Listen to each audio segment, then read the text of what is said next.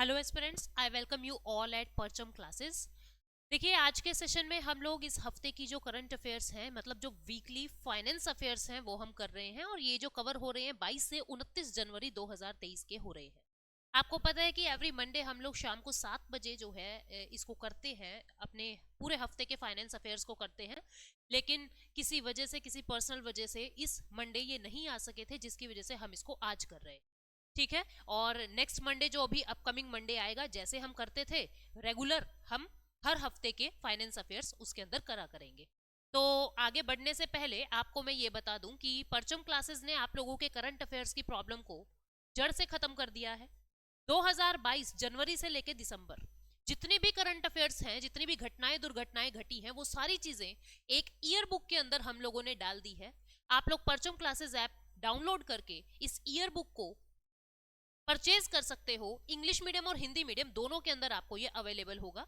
English medium वाले English medium का PDF ले सकते हैं, हिंदी मीडियम वाले हिंदी मीडियम का। और ये प्रिंटेबल मैटर में आपको मिलेगा, प्रिंटेबल फॉर्मेट में आपको मिलेगा, आप उसके प्रिंट निकलवा सकते हैं। इसके अंदर आपके state news, national news, international news, government schemes, index, ranking, finance, economy, सब कुछ कवर किया जा रहा है।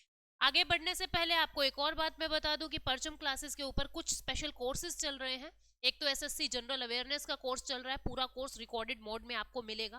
पहले ही दिन सारा सिलेबस आपके हाथ में होगा। पूरी टीम हमारी मिलके इसको तैयार किया है। GK, polity, history, geography, economy, सब कुछ इसके अंदर कवर करवाया जा रहा है। और एक कोर्स जो है वो सिर्फ मेरा यानी इकोनॉमी का कोर्स है, जिसके अंदर मैं 0 लेवल से लेके हाई लेवल तक की पूरी इकोनॉमी को कवर करवा रही हूँ। दोनों ही कोर्सेज पे 10% का एक्स्ट्रा ऑफ लेने के लिए आपको यूज करना है कोड पायल 10। अब देखते हैं कि आज की न्यूज में अपने को क्या क्या करना है, कौन कौन से टॉपिक्स अपने को डिस्कस करने हैं। So let's get started.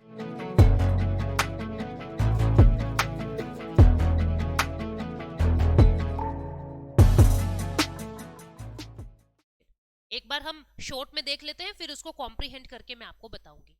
देखो, सबसे पहले न्यूज है गिग वर्कर।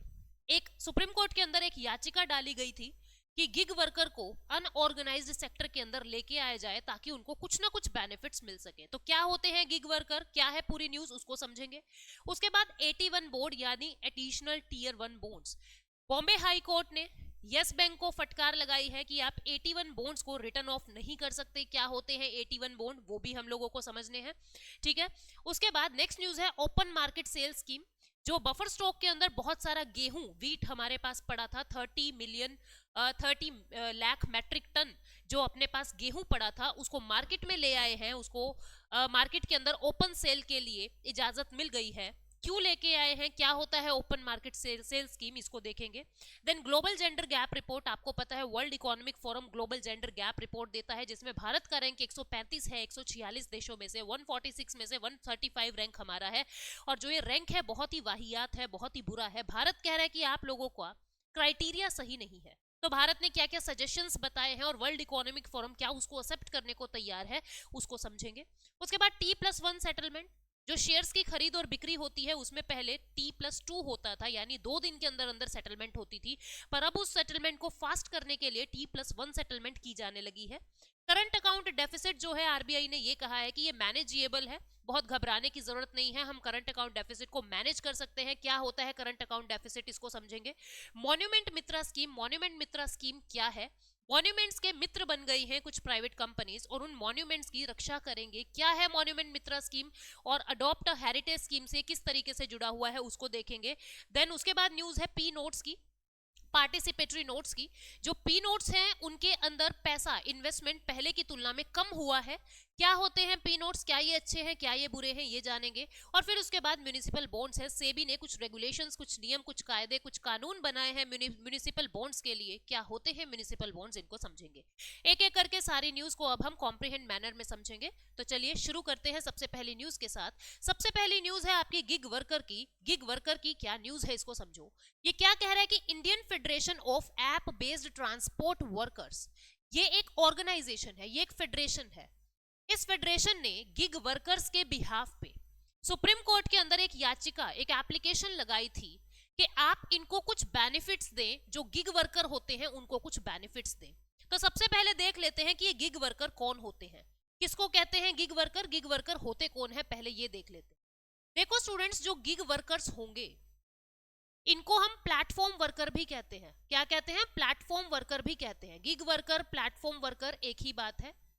ये ऐसे होते हैं जो अनसिक्योर्ड हैं, मतलब इनकी जो जॉब है उसकी कोई सिक्योरिटी नहीं है, ये अनसिक्योर्ड होते हैं, इनकी कोई भी सिक्योरिटी नहीं होती इनकी जॉब की। दूसरी चीज ये कहीं पे भी रजिस्टर्ड नहीं होते हैं, कहीं पे भी रजिस्टर्ड नहीं होते हैं, सिर्फ कॉन्ट्रैक्चुअल बेसिस पे काम करते हैं, सिर्फ कॉन्ट्रैक्चुअल बेसिस पे काम कर रहे हैं। जॉब की कोई सिक्योरिटी नहीं होती, नो जॉब सिक्योरिटी, कोई सिक्योरिटी नहीं होती है जॉब की। तो इस तरीके के काम करने वाले लोगों को गिग वर्कर कहते हैं। जैसे डोमिनोज के अंदर आप देखते होंगे ना डिलीवरी बॉयज, डोमिनोज में डिलीवरी बॉयज देखते होंगे, उनकी कोई जॉब की सिक्योरिटी नहीं होती, वो एक तरीके के गिग वर्कर है। और जिन इकोनॉमी के अंदर ये फ्रीली मूवमेंट होता है लेबर का, जो ये फ्री एंड फास्ट मूवमेंट होता है बिना किसी कॉन्ट्रैक्ट के, बिना किसी रजिस्ट्रेशन के, बिना किसी सोशल सिक्योरिटी के, उस इकोनॉमी को ही हम गिग इकोनॉमी कहते हैं। मतलब इनका भविष्य, इनका अतीत, इनका प्रेजेंट कुछ भी फिक्स नहीं होता है, कभी भी इनको निकाला जा सकता है, कभी भी इनको फिर से लगाया जा सकता है, कभी भी कॉन्ट्रैक्ट ब्रीच हो सकता है, यानी कि ये अनरजिस्टर्ड से होते हैं। कोई भी इनकी एक हिमात लेने वाला, या मैं कहूंगी कोई भी इनकी एक फेवर करने वाला कानून भारत के अंदर नहीं बना हुआ है। तो अभी इस फेडरेशन ने क्या कहा है सुप्रीम कोर्ट को? फेडरेशन ने सुप्रीम कोर्ट को कहा है कि आप अगर इन लोगों को अनऑर्गेनाइज्ड वर्कर्स की परिभाषा दे देंगे, अगर आप इनको अनऑर्गेनाइज्ड वर्कर्स की कैटेगरी में डाल देंगे, तो कम से कम ये unorganised worker social security act 2008 के अंडर आने लगेंगे, और जितने बेनिफिट्स इस एक्ट के अनुसार अनऑर्गेनाइज्ड वर्कर्स को मिलते हैं, वो बेनिफिट्स इनको भी मिलने लग जाएंगे। तो ये एप्लीकेशन लगाई गई है सुप्रीम कोर्ट के अंदर, क्या होता है देखेंगे। कुछ डाटा की बात कर लेते हैं। भारत के अंदर जो गिग वर्कर्स की हालत है, 2019-20 का डाटा है ये। भारत के अंदर रिटेल, ट्रेड और सेल के अंदर कितने प्रतिशत लोग गिग वर्कर हैं? 26.6 लाख लोग जो हैं वो गिग वर्कर की तरह काम कर रहे हैं, मतलब बिल्कुल इनसिक्योर है उनकी लाइफ। ट्रांसपोर्टेशन के अंदर 13 लाख लोग, फाइनेंस और इंश्योरेंस में 6.3 लाख लोग, मैन्युफैक्चरिंग में 6.2 लाख लोग, और एजुकेशन में 1 लाख लोग जो है वो इस फील्ड में काम कर रहे हैं। और नीति आयोग ने की रिपोर्ट ने कुछ बताया है कि भारत के अंदर लो स्किल्ड जॉब के अंदर 31% लोग शामिल हैं, हाई स्किल्ड जॉब के अंदर 22% लोग शामिल हैं, और मीडियम स्किल्ड जॉब में 47% लोग जो हैं वो शामिल है। ये डाटा है, याद करने की जरूरत नहीं है, आपको एक आइडिया होना चाहिए बस। ठीक है, तो ये थी पूरी न्यूज। अब हम आगे बढ़ते हैं। अच्छा, यहाँ पे मैंने आपको लिख के भी बता दिया है कि गिग इकोनॉमी है क्या। ये ऐसी फ्री मार्केट सिस्टम है जिसके अंदर टेम्परेरी पोजिशन होती है, ठीक है, जिसके अंदर टेम्परेरी पोजीशन होती है। ऑर्गेनाइजेशन का जो कॉन्ट्रैक्ट है वो इंडिपेंडेंट वर्कर्स के साथ होता है। इंडिपेंडेंट मतलब आपको हायर कर लिया, मुझे हायर कर लिया, इंडिपेंडेंट वर्कर्स के साथ ही कॉन्ट्रैक्ट होता है, और बहुत शॉर्ट टर्म के लिए इनके बीच में एंगेजमेंट्स रहती है। ठीक है, और गिग वर्कर क्या कहेंगे? वो पर्सन जो गिग वर्क अरेंजमेंट के अंदर पार्टिसिपेट कर रहा है, जो गिग इकोनॉमी में पार्टिसिपेट कर रहा है as a gig worker, as a platform worker, उसको हम क्या कहेंगे? उसको हम गिग वर्कर कहेंगे।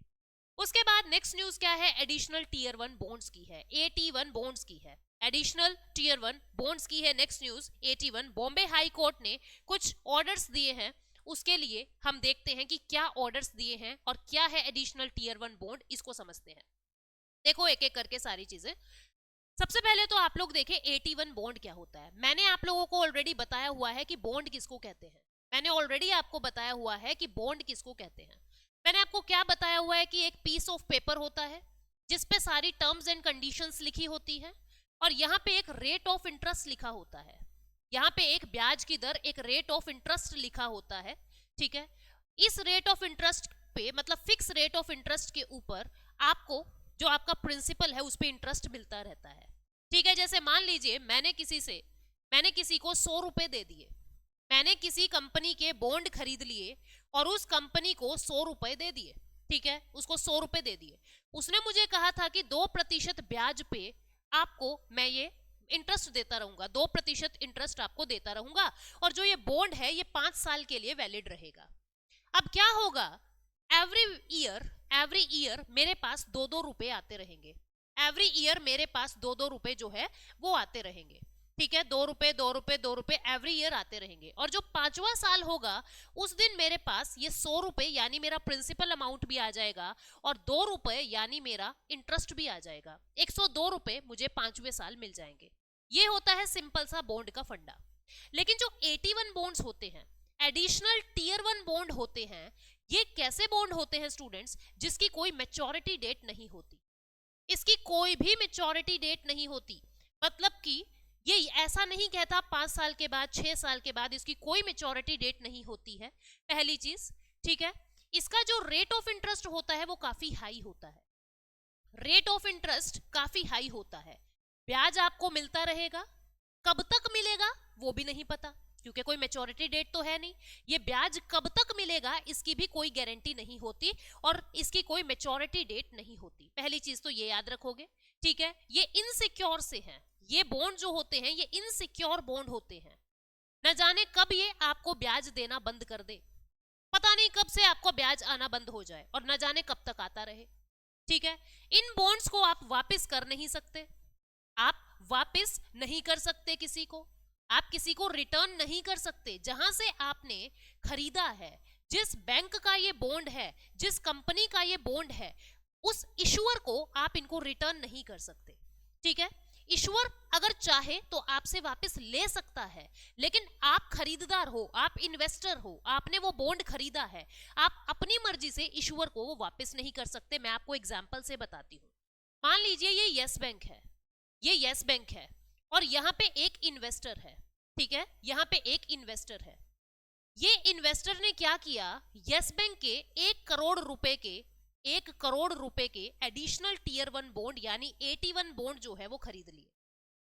1 करोड़ रुपए के 81 बॉन्ड जो है वो परचेज कर लिए। यस बैंक ने इन्वेस्टर के 81 बॉन्ड 1 करोड़ रुपए के परचेज कर लिए। ठीक है, अब ये इन्वेस्टर ऐसा चाहता है कि मैं इन बॉन्ड्स को वापस यस बैंक को दे दूं, तो ऐसी पॉसिबिलिटी नहीं है, ऐसी कोई पॉसिबिलिटी नहीं है। वो इशुअर को, इशुअर कौन है, यस बैंक, इशुअर को इन बॉन्ड्स को वापस नहीं कर सकता।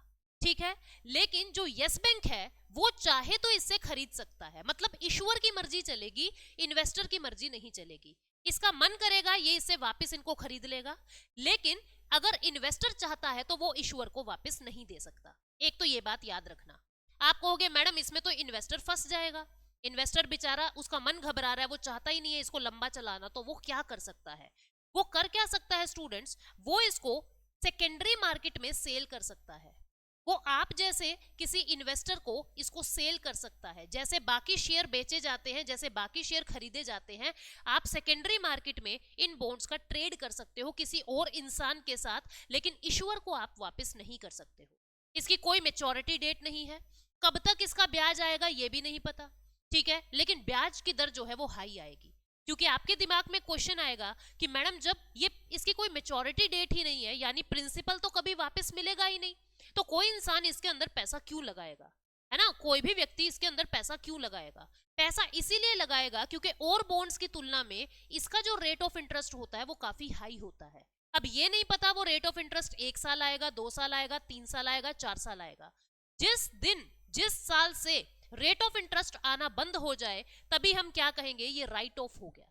क्या हो गया, राइट ऑफ हो गया, मतलब हमने इन बॉन्ड्स को रिटर्न ऑफ कर दिया है। अब हम इसका ब्याज भी नहीं देंगे, हम इसका मूल भी नहीं देंगे, प्रिंसिपल भी नहीं देंगे, ब्याज भी नहीं देंगे।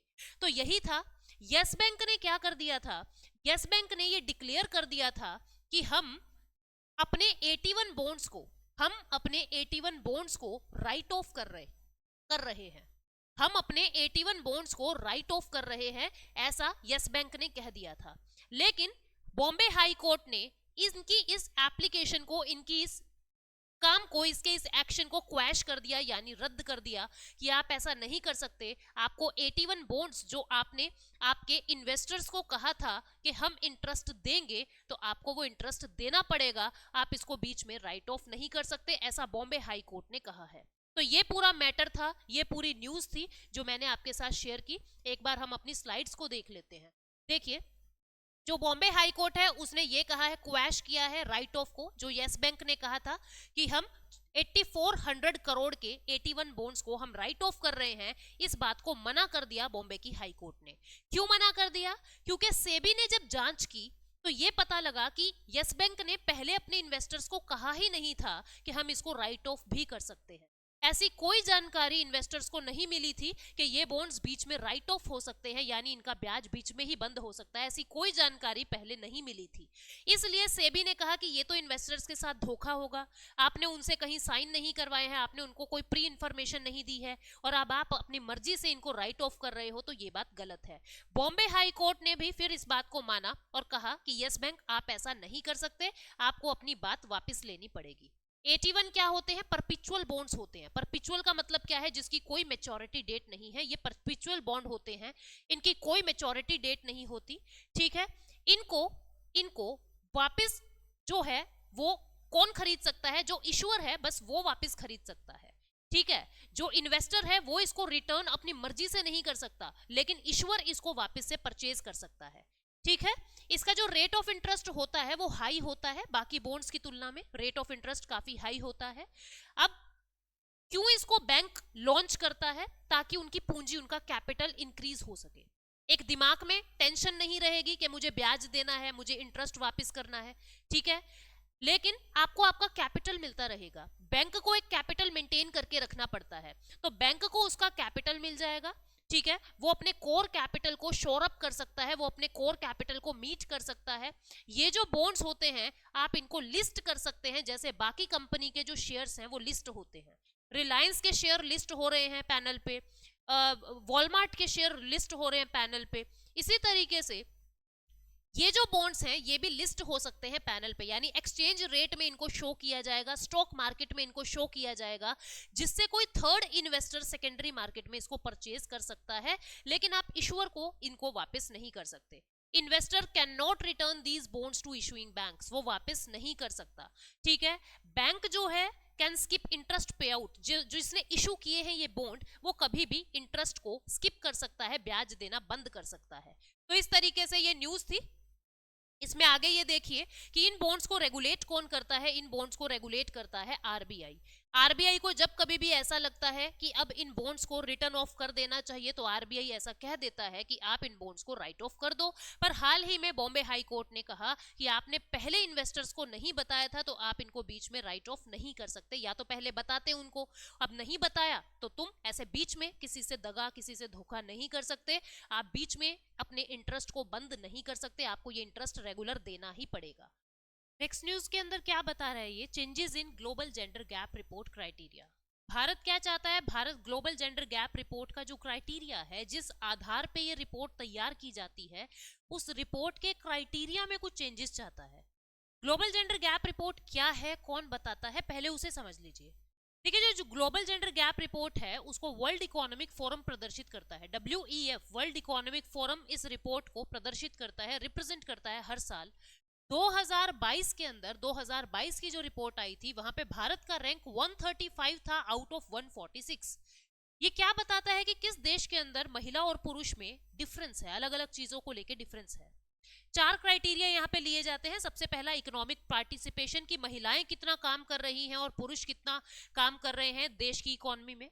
दूसरा होता है पॉलिटिकल पार्टिसिपेशन, यानी कि महिलाएं कितना राजनीति के अंदर हिस्सा लेती है, पुरुष कितना राजनीति के अंदर हिस्सा लेते हैं। उसके बाद हेल्थ, पुरुषों की हेल्थ कैसी है, महिलाओं की हेल्थ कैसी है। और उसके बाद एजुकेशन लेवल, महिलाएं कितनी पढ़ी लिखी और पुरुष कितने पढ़े लिखे हैं। इन 4 आधार पे ग्लोबल जेंडर गैप रिपोर्ट को तैयार किया जाता है। भारत का रैंक 135 आउट ऑफ 146, यानी बहुत ही वाहियात है। भारत इसके लिए कुछ बातें कहता है कि आप लोगों का जो एक क्राइटेरिया है, आप तरीके से मेजर नहीं करते, नहीं तो भारत का रैंक इतना बुरा नहीं है। क्या कहा भारत ने? भारत ने ये कहा कि आप जो पॉलिटिकल पार्टिसिपेशन की बातें करते हो, आप यहाँ पे पंचायतों को तो लेते ही नहीं, पंचायतों को तो इंक्लूड ही नहीं करते, जबकि भारत के अंदर एक नियम बना हुआ है, एक प्रोविजन बना हुआ है कि 33% जो सीटें हैं वो महिलाओं के लिए आरक्षित होंगी। यानी पंचायत लेवल पे बहुत सारी महिलाएं काम कर रही हैं, पॉलिटिकल पार्टिसिपेशन उनका है, लेकिन आप लोग तो पॉलिटिकल पार्टिसिपेशन में पंचायत लेवल को इंक्लूड ही नहीं कर रहे, जिसकी वजह से हमारा जो ये रैंक है इतना पीछे है। आपके कैलकुलेशन में, आपके क्राइटेरिया में कुछ फ्लॉज हैं, कुछ कमी है, और इसीलिए हम लोग इसमें कुछ चेंजेस चाहते हैं। तो अभी वर्ल्ड इकोनॉमिक फोरम ने ये कहा है कि हम फ्यूचर रिपोर्ट के अंदर आप लोगों की इन बातों को ध्यान देंगे, ठीक है। और भारत के अंदर जो इंडियन पंचायत सिस्टम में 1.4 मिलियन वुमेन्स जो इंक्लूड हैं, जो काम कर रही हैं, हम उनको भी शामिल करेंगे। तो ये थी पूरी news global gender gap report के बारे में, जिसके बारे में हमने बातें की। नेक्स्ट न्यूज क्या है? जो एफसीआई है, फूड कॉर्पोरेशन ऑफ इंडिया है, जो हमारे बफर स्टॉक के अंदर, सेंट्रल पूल स्टॉक के अंदर, देखो एफसीआई क्या करता है, एमएसपी पे, मिनिमम सपोर्ट प्राइस पे किसानों से अनाज खरीदता है और उसको गोदामों में स्टॉक कर लेता है, वेयर हाउस में स्टॉक कर लेता है। स्टॉक करने के बाद जब भी कोई प्रॉब्लम आती है या जब भी राशन डिपो पे सामान भिजवाना होता है, एफसीआई उस बफर स्टॉक में से कुछ सामान निकाल के राशन डिपो पे पहुंचा देता है और गरीब लोगों को सस्ते दामों पे वो गेहूं मिल जाता है। तो अभी क्या हुआ, प्राइस को कंट्रोल करने के लिए, अब आपको एक बात का पता ही होगा, है ना, मैंने आपको पहले इन्फ्लेशन में भी बताया था कि देखो जब कभी भी डिमांड ज्यादा होगी, डिमांड ज्यादा है और सप्लाई कम है, डिमांड ज्यादा है और सप्लाई कम है, इस केसेस में क्या होगा, इस केस में प्राइस जो है वो इंक्रीज होंगे, इस केस में प्राइस इंक्रीज होंगे। अब इस प्राइस को कंट्रोल करने के लिए या तो हम डिमांड कम करें, जो हम कर नहीं सकते, वो तो लोगों के हाथ में, किसी एक के हाथ में नहीं है, या हम इस सप्लाई को बढ़ा दें। अगर डिमांड और सप्लाई को मैच कर दे, यानी सप्लाई को अगर हम इंक्रीज कर दें, तो जो ये प्राइस है वो इंक्रीज नहीं होंगे, वो कंट्रोल हो जाएंगे। तो एफसीआई अभी यही कर रहा है। एफसीआई के बफर स्टॉक में 30 लाख मेट्रिक टन अनाज पड़ा है, उस अनाज को ओपन मार्केट के अंदर सेल करने की बातें हो रही है कि हम लोग इसको ओपन मार्केट में निकाल देंगे, आम जन इसको खरीद पाएगा, साधारण जनता इसको खरीद पाएगी और जिससे डिमांड और सप्लाई मैच हो जाएगी और जो प्राइस है वो कंट्रोल हो जाएंगे।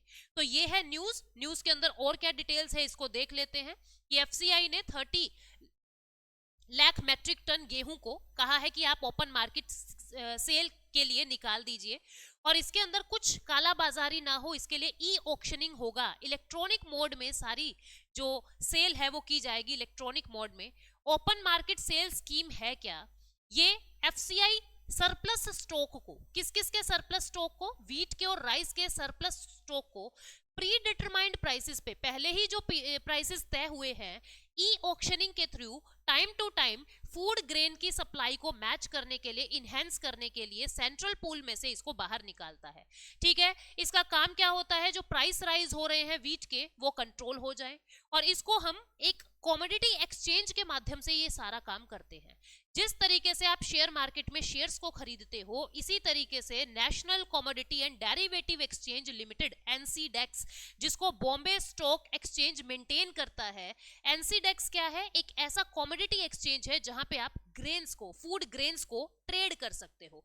ठीक है, जो ये आड़ती बैठे रहते हैं मंडियों में वो यही काम करते हैं, वो फूड ग्रेन्स को यानी एग्रीकल्चर और अदर कॉमोडिटीज को इस एक्सचेंज के थ्रू ट्रेड किया जाता है। तो एनसीडेक्स के माध्यम से ही भारत के अंदर अभी एफसीआई ने ये कहा है कि हम इसका ओपन सेल करने के लिए एग्री है। ठीक है, हम ओपन सेल करने के लिए एग्री हैं, ये बात एफसीआई ने कही है। फूड कॉर्पोरेशन ऑफ इंडिया क्या है? 1965 में इसका इस्टेब्लिशमेंट हुआ था, फूड कॉर्पोरेशन ऑफ इंडिया का।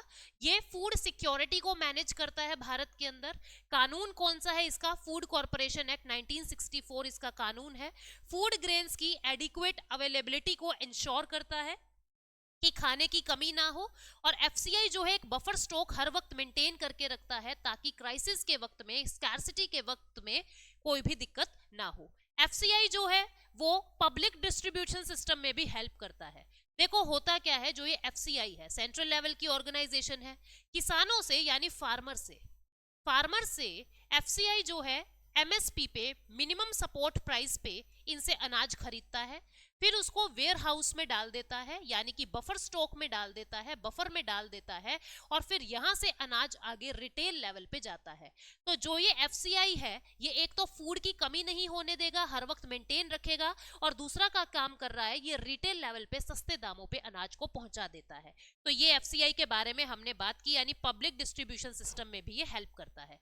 नेक्स्ट न्यूज हमारी क्या है? T+1 सेटलमेंट यानी ट्रेड प्लस वन सेटलमेंट। ये क्या होता है मैं आपको एग्जांपल से समझाती हूं। मान लीजिए ये एक इंसान है, एक इंसान ये है, इसको शेयर्स सेल करने हैं और इसको शेयर खरीदने हैं, इसको शेयर्स बाय करने हैं। ठीक है, ये इन्वेस्टर हो गया, यानी ये इन्वेस्टर हो गया, और ये इशूअर हो गया, यही बात हो गई, ये इशूअर हो गया, मैंने इसका नाम रख दिया ए और इसका नाम क्या रख दिया, इसका नाम रख दिया बी, इसका नाम रख दिया ए और इसका नाम रख दिया बी। अब क्या होता है, पहले क्या होता था, इन्वेस्टर ये कहता था कि तू मुझे शेयर दे दे और 2 दिन के अंदर अंदर मैं तुझे इतने रुपए दे दूंगा, मैं तुम्हें इतने रुपए दे दूंगा, तुम मुझे शेयर दे दो। अब ये शेयर तो ले लेता है लेकिन इसके पास रुपए होते ही नहीं है, तो ये क्या करता है, 2 दिन के अंदर अंदर कहीं ना कहीं से जुगाड़ तिगड़मबाजी करता है, मार्केट से पैसे ले रहा है, किसी और तरीके से पैसे ले रहा है और फिर वो पैसे जो है 2 दिन के अंदर अंदर इसको वापस करता है। तो मतलब इसको वक्त मिल जाता है फ्रॉड का। शेयर है ही नहीं, ये मार्केट में क्या कह रहा है सब लोगों को, मेरे पास ना शेयर हैं, मेरे पास रिलायंस के शेयर हैं, आपको चाहिए तो आप बता दो, वो ना 10 रुपए का शेयर है मार्केट में, मैं आपको 5 रुपए में दे दूंगा, आप बता दीजिए मुझे, आपको खरीदना है तो। मतलब क्या हो रहा है, इस इंसान के पास पैसा नहीं है, माल खरीद लिया, पेमेंट का पैसा है ही नहीं और अब पैसे का जुगाड़ करने पे लगा हुआ है दुनिया में। इससे क्या होता है, फ्रॉड के चांसेस बढ़ते हैं। जितना लंबा वक्त अगर किसी इन्वेस्टर को दिया जाता है वो उतना ज्यादा मैनेजमेंट करने की वो कोशिश करेगा। पहले तो बहुत पुराने समय में तो 72 डेज तक का टाइम मिलता था, 72 दिन में वो इतने सारे फ्रॉड्स कर जाता था कि जिसकी हद ही नहीं है। तो सेबी ने क्या किया है, कैपिटल मार्केट के अंदर फ्रॉड्स को रेगुलेट करने के लिए इन दोनों के टाइम, जो इन दोनों का जो भी ट्रेड हो रहा है उसके समय को कम कर दिया है और क्या कह दिया है कि अब आपको 1 दिन के अंदर अंदर यानी T+1 ट्रेड +1, 1 दिन के अंदर अंदर आपको शेयर बेचने हैं और आपको इसको पैसे देने हैं। तो ये न्यूज थी कि सेबी ने अब T+1 कर दिया है, T+2 से घटा के, पहले T+2 था अब इसको T+1 कर दिया है ताकि रिटेल इन्वेस्टमेंट को बूस्ट मिले और जितने फ्रॉड्स हैं उसको हम कंट्रोल कर सके। National stock exchange, Bombay stock exchange, इन्होंने जॉइंटली अनाउंस कर दिया है कि हम फेज्ड मैनर में T+1 को लागू कर देंगे और अब आपको सारी सेटलमेंट एक ही दिन के अंदर करनी पड़ेगी। नेक्स्ट न्यूज क्या है, आरबीआई का गवर्नर ये कहता है कि करंट अकाउंट डेफिसिट मैनेजेबल है, घबराने की जरूरत नहीं है। What is current account deficit, इसको समझेंगे। और अभी के लिए current account deficit 3.3% of GDP पे है। करंट अकाउंट डेफिसिट होता क्या है, मैंने आपको बैलेंस ऑफ पेमेंट में डिटेल में बताया है, जिसने नहीं पढ़ा एक बार देख लेना। मैंने आपको यह बताया था बैलेंस ऑफ पेमेंट में 2 तरीके के अकाउंट होते हैं, एक को कहते हैं करंट अकाउंट और एक को कहते हैं कैपिटल अकाउंट, ठीक है। और फिर एक मैंने आपको बताया था फॉरेक्स, ये 3 बातें मैंने आपको बताई थी। करंट में मैंने 2 चीजें बताई थी आपको, एक पार्ट बताया था विजिबल और एक पार्ट बताया था इनविजिबल, है ना, एक पार्ट बताया था विजिबल और एक पार्ट बताया था इनविजिबल। विजिबल के अंदर मैंने गुड्स को रखा था और इनविजिबल के अंदर मैंने सर्विसेज को रखा था। किसको, इनविजिबल के अंदर मैंने सर्विसेज को रखा था, विजिबल में गुड्स को, इनविजिबल में सर्विसेज को रखा था। तो अब होता क्या है, गुड्स का एक्सपोर्ट और गुड का इंपोर्ट, गुड का एक्सपोर्ट और गुड का इंपोर्ट, इनविजिबल में सर्विसेज आ जाएगी, इनविजिबल में इनकम आ जाएगी, इनविजिबल के अंदर ट्रांसफर आ जाएंगे। ये 3 सेक्शन मैंने आपको इनविजिबल में समझाए थे, जिसने नहीं देखी थी वो वीडियो जाके देखें, इकोनॉमी की प्लेलिस्ट के अंदर आपको बैलेंस ऑफ पेमेंट के नाम से आपको पूरी वीडियो मिल जाएगा। अब देखो होता क्या है, विजिबल और इनविजिबल। भारत क्या करता है, गुड्स का इंपोर्ट ज्यादा करता है और एक्सपोर्ट कम करता है। गुड का अगर इंपोर्ट ज्यादा होगा तो हमको पेमेंट ज्यादा करनी पड़ेगी, मतलब ज्यादा जो डॉलर्स हैं वो आउटसाइड इंडिया जाएंगे और कम डॉलर इंडिया के अंदर आएंगे। पेमेंट अपने को रिसीव कम होगी और अपने को पे ज्यादा करना पड़ेगा, जिससे हमको घाटा हो जाता है। लेकिन जो इनविजिबल है वहां पे हम सर्विसेज का एक्सपोर्ट ज्यादा करते हैं और इंपोर्ट कम करते हैं। अब मान लीजिए आपने इनविजिबल के अंदर $400 का ट्रेड कर लिया, हमको फायदा हो गया $400 का, अपने पास आए हैं $400, ठीक है। लेकिन विजिबल सेक्शन में हमने क्या किया, $600 का नुकसान खा गए हम। नुकसान कैसे भाई, हमने गुड्स का इंपोर्ट ज्यादा कर लिया और एक्सपोर्ट कम किया है, हमने गुड्स का इंपोर्ट जो है वो ज्यादा कर लिया और एक्सपोर्ट जो है वो कम किया है। ओवरऑल करंट अकाउंट में क्या हुआ, -$200, यानी ओवरऑल हमको डेफिसिट हुआ है करंट अकाउंट में, ओवरऑल हमको करंट अकाउंट में घाटा लगा है, डेफिसिट लगा है। इसको कहते हैं करंट अकाउंट डेफिसिट। जब विजिबल और इनविजिबल ट्रेड का जो सम है वो नेगेटिव आने लगे, ऋणात्मक आने लगे, उसको हम करंट अकाउंट डेफिसिट कहेंगे। जैसे $600 प्लस $400 प्लस का यहाँ, लेकिन नुकसान वहां -600 का है, तो ओवरऑल $200 का हमको डेफिसिट हो रहा है। तो अभी क्या कहा गया है कि आप घबराए ना, इसको हम मैनेज कर सकते हैं। ये था करंट अकाउंट डेफिसिट। अब भारत के अंदर करंट अकाउंट डेफिसिट की वजह क्या है? ऐसे कौन कौन से गुड्स हैं जो सबसे ज्यादा करंट अकाउंट डेफिसिट बढ़ा रहे हैं, जिसको हम सबसे ज्यादा इंपोर्ट करते हैं? एक तो क्रूड ऑयल। क्रूड ऑयल, देखो इसका कोई ऑल्टरनेटिव भी भारत को नहीं मिल रहा है, क्योंकि भारत की ज्योग्राफी ऐसी नहीं है कि हम जमीन से क्रूड ऑयल को निकाल सके। तो हमको ये परचेज ही करना पड़ता है, और इसकी जरूरत भी ऐसी है जिसको हम मिनिमाइज नहीं कर सकते। हालांकि अभी भारत बहुत सारे ग्रीन सोर्सेज के ऊपर काम कर रहा है, लेकिन बहुत जल्दी उसके ऊपर हम रीच नहीं बना सकते, उसमें समय लगेगा। एक तो क्रूड ऑयल, दूसरी वजह है गोल्ड।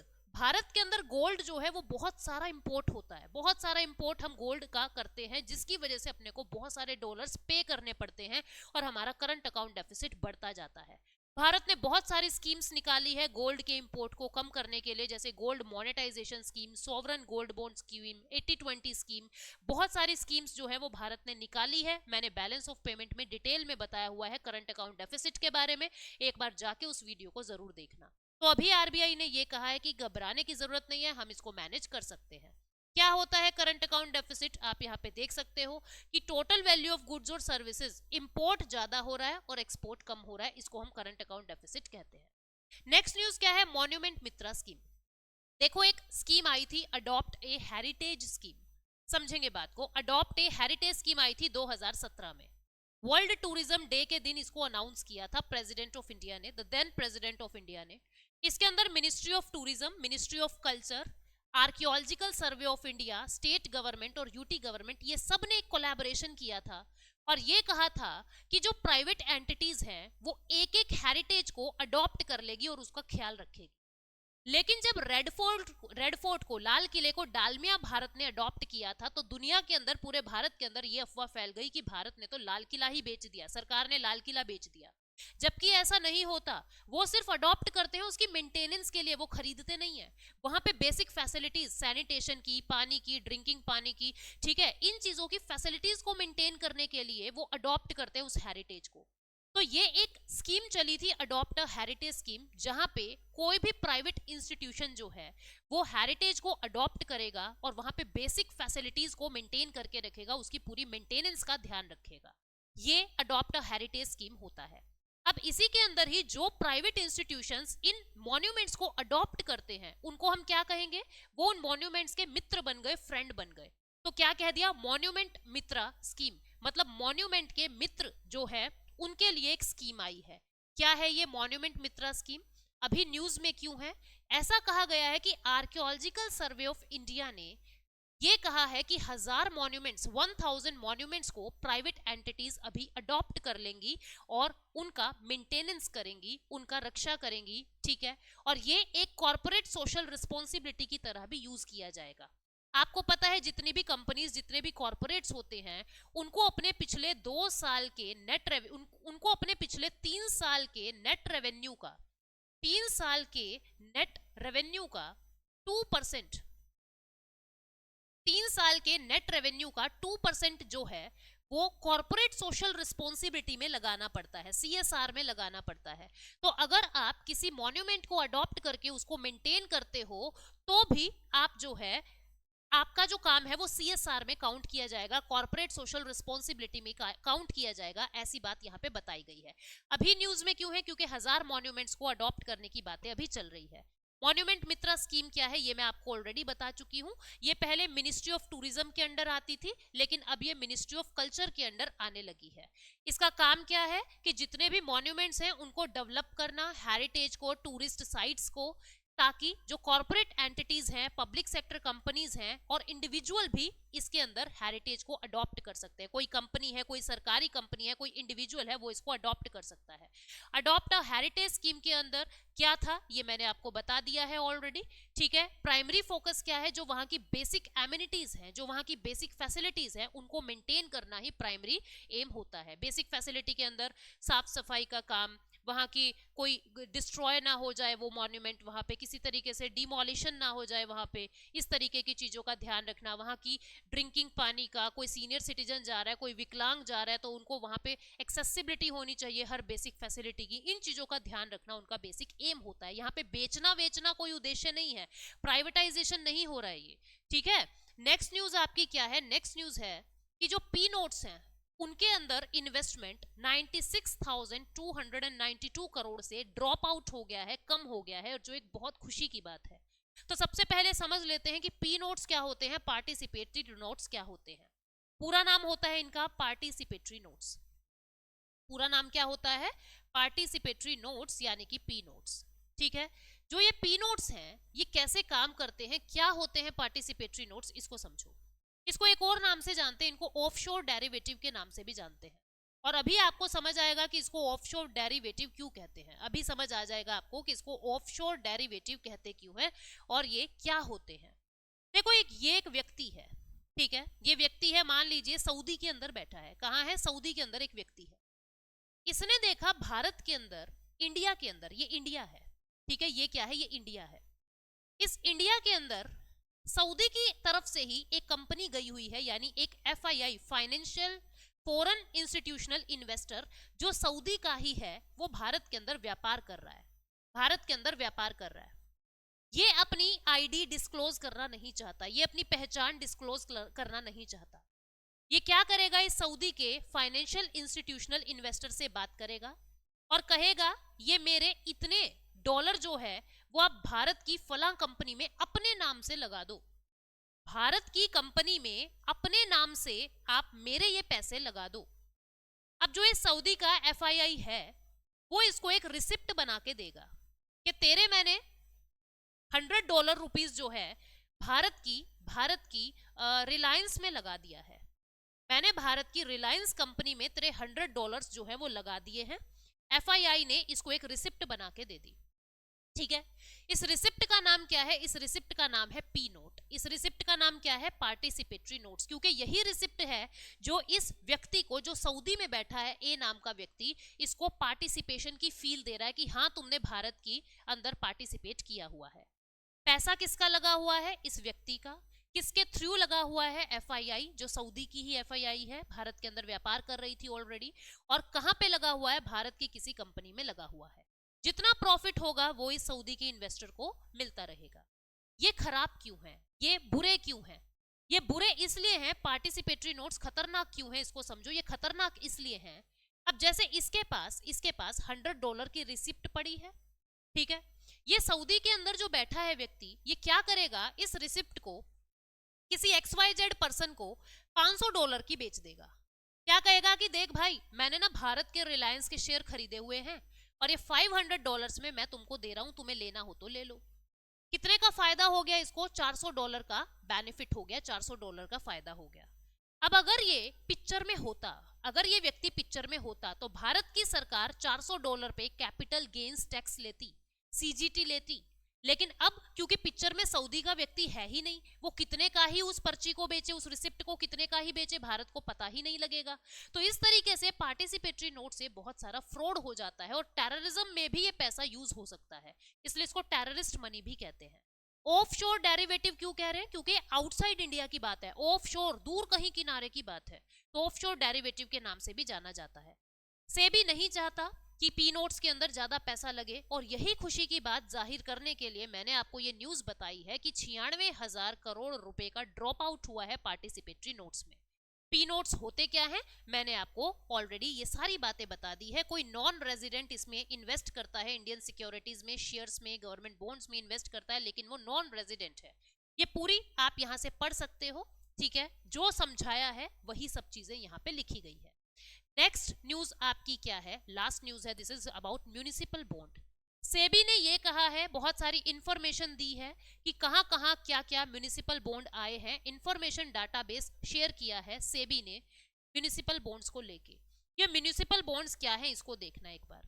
मान लीजिए ये एक म्यूनिसिपैलिटी है, ये एक म्यूनिसिपैलिटी है, ये एक नगर निगम है, और ये नगर निगम क्या कहती है कि भाई हमें ना म्यूनिसिपैलिटी के अंदर काम करवाना है, हमें पार्क बनवाना है, हमें पार्क बनवाना है, इंफ्रास्ट्रक्चर डेवलप करना है, और जिसके लिए हमारे पास पैसे नहीं है। ये क्या करेंगे? ये कुछ बॉन्ड जारी करेंगे और म्यूनिसिपैलिटी के लोगों को ही ये बॉन्ड बेच रहे हैं, या किसी को भी ये बॉन्ड बेच रहे हैं, और जो भी पैसा उन बॉन्ड्स से आएगा उससे म्यूनिसिपैलिटी के इंफ्रास्ट्रक्चर को डेवलप कर रहे हैं। इसको हम क्या कहेंगे? ये क्या है? Municipality bond. सबसे पहले अहमदाबाद ने म्यूनिसिपैलिटी बॉन्ड लॉन्च किए थे, अब तो बहुत सारे म्यूनिसिपैलिटी बॉन्ड्स लॉन्च होते रहते हैं। तो अभी न्यूज क्या है कि सेबी ने इंफॉर्मेशन डाटाबेस शेयर किया है म्यूनिसिपैलिटी बॉन्ड्स को लेके। तो ये न्यूज थी जिसके बारे में मैंने आपसे साझा की, अपना ज्ञान आप लोगों के साथ शेयर किया। अब कुछ रिवीजन कर लेते हैं, आपको ट्रू फॉल्स बताने हैं। 81 बॉन्ड्स की 5 साल की मेच्योरिटी होती है, बिल्कुल गलत बात है, इनकी कोई मेच्योरिटी पीरियड होता ही नहीं है, ये परपिचुअल बॉन्ड होते हैं। ग्लोबल जेंडर गैप रिपोर्ट जो है वर्ल्ड इकोनॉमिक फोरम जारी करता है, बिल्कुल सही बात है, अभी क्राइटेरिया चेंज करने की बातें हमने समझी है। गिग वर्कर्स को ऑर्गेनाइज्ड सेक्टर में काउंट करते हैं, गलत बात है, ये कहीं पे भी काउंट नहीं होते हैं। गोल्ड का इंपोर्ट जितना ज्यादा होगा वो करंट अकाउंट डेफिसिट को बढ़ाएगा। ये बात सही है या गलत है, ये तुम्हें बतानी है, ये काम मैं तुम पे छोड़ती हूँ। आपको बताना है ये ट्रू है या फॉल्स है। कमेंट सेक्शन में आपके आंसर का मैं इंतजार करूंगी। आई होप आपको यहाँ से फायदा मिल रहा है, और आप लोग every Tuesday and Friday economy के बेसिक्स की सीरीज भी देख सकते हैं, प्लेलिस्ट पूरी मिल जाएगी और आती भी रहती है रेगुलर वीडियोस। और एवरी मंडे शाम को 7 बजे हम करंट अफेयर्स के साथ मिलते हैं, जिसमें सिर्फ फाइनेंस और इकोनॉमी के करंट अफेयर शामिल होते हैं। So thank you so much, take care, bye bye.